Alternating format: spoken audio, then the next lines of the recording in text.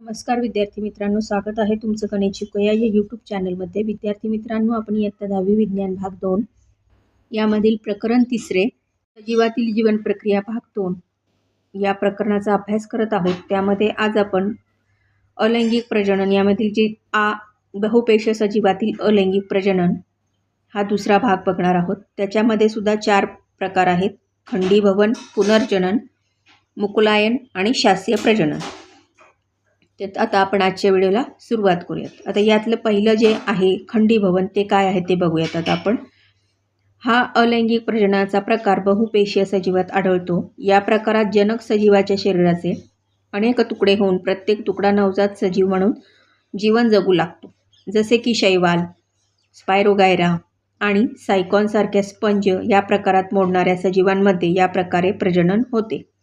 स्पायरोगायराला ज्यावेळी मुबलक पाणी आणि पोषक द्रव्ये उपलब्ध असतात त्यावेळी त्याच्या तंतूंची वेगाने वाढ होऊन ते तंतू छोट्या छोट्या तुकड्यांमध्ये खंडीभवित होतात. प्रत्येक तुकडा नवजात स्पायरोगायराचा तंतू म्हणून जगतो. सायकॉनच्या शरीराचे जर अपघाताने छोटे छोटे तुकडे झाले तर प्रत्येक तुकड्यापासून नवीन सायकॉन तयार होतो. आता इथे खंडीभवन आकृती 3.7 मध्ये आपल्याला त्यांनी कशा पद्धतीने होतं ते दाखवलेलं आहे. आता पुनर्जनन. तुम्हाला माहीत असेल की धोक्याच्या वेळी पाल स्वतःची शेपटी तोडून टाकते. कालांतराने तोडून टाकलेला शेपटीचा भाग पुन्हा पुनर्जनित केला जातो. हा मर्यादित पुनर्जननाचा प्रकार आहे. परंतु प्लॅनेरियासारखे काही विशिष्ट प्राणी विशिष्ट परिस्थितीमध्ये स्वतःच्या शरीराचे 2 तुकडे करतात आणि प्रत्येक तुकड्यापासून शरीराचा उर्वरित भाग तयार करून 2 नवजात प्राणी तयार करतात. यालाच पुनर्जनन म्हणतात. आकृती 3.8 मध्ये त्यांनी दाखवलेलं आहे. 3 मुकुलायन. पूर्ण वाढ झालेल्या हायड्राला जर पोषक वातावरण मिळाले तर त्याच्या शरीर भित्तिकेवर विशिष्ट ठिकाणी पुनर्जनन पेशींच्या विभाजनाने फुगवटा तयार होतो. या फुगवट्यास मुकुल म्हणतात. यथावकाश मुकुलाची वाढ होत राहते आणि त्याचे रूपांतर छोट्या हायड्रामध्ये होते. या छोट्या हायड्राच्या शरीराचे स्तर पचनगुहा हे जनक हायड्राच्या अनुक्रमे शरीरस्तर व पचनगुहेशी संलग्न असतात.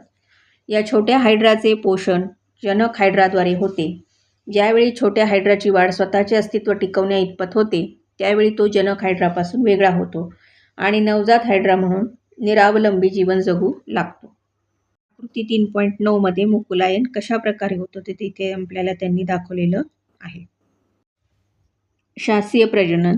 वनस्पतींमध्ये मूळ, खोड व पान, मुकुल यांसारख्या शास्त्रीय अवयवांच्या मदतीने होणाऱ्या प्रजननास शासकीय प्रजनन म्हणतात. बटाट्याच्या कंदावर असलेल्या डोळ्यांच्या म्हणजे जे मुकुल असतात ते किंवा पानफुटीच्या पानाच्या कंडावर असलेल्या मुकुलांच्या सहाय्याने शास्त्रीय प्रजनन केले जाते. ऊस, गवत यासारख्या वनस्पतींमध्ये पेरावर असलेल्या मुकुलाच्या मदतीने शास्त्रीय प्रजनन होते. म्हणजे इथे हा जो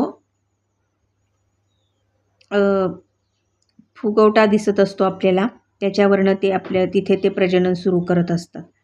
आता इथे रताळे, पानफुटे आणि बटाटा हे त्यांनी 3 उदाहरणं त्याची आपल्याला दाखवलेली आहेत.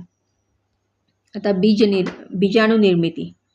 ओलसर भाकरी किंवा पावाचा तुकडा घेऊन तो दमट हवेत ठेवा. 2-3 दिवसात त्यावर बुरशी वाढेल. बुरशीचे सूक्ष्मदर्शकाच्या साहाय्याने निरीक्षण करावं. आकृती काढा. हे इथे पावाचा तुकडा आहे. त्याच्यावर हा हिरवट रंगाचा थर हा तुम्ही बघितलेला असेल. अशाप्रमाणे जेव्हा त्याला बुरशी लागते तेव्हा तेव्हा असा पावाचा तुकडा दिसतो. 2-3 दिवसांनी जेव्हा आपण त्याला ठेवलेला असतो तसाच तेव्हा एखाद्या बंद डब्यामध्ये. म्युकरसारख्या कवकाचे शरीर तंतुमय असते. त्यांना बीजाणुधानी असतात. बीजाणुधानीमध्ये बीजाणूंची निर्मिती झाल्यावर ती फुटते आणि बीजाणू बाहेर पडतात. ते बीजाणू ओलसर उबदार जागी रुजतात व त्यापासून नवीन कवकजाल तयार होते. आता हे बीजाणू आहेत. ह्या बीजाणुधानी आहेत आणि ती जेव्हा फुटते तेव्हा त्याच्यापासून नवीन बीजाणू बाहेर पडतात आणि त्यापासून नवीन कवकजाल हे तयार होते. हे मुलाब आहेत आणि ही बीजातून निर्मिती कशा प्रकारे होते ती इथे त्यांनी आपल्याला दाखवलेली आहे.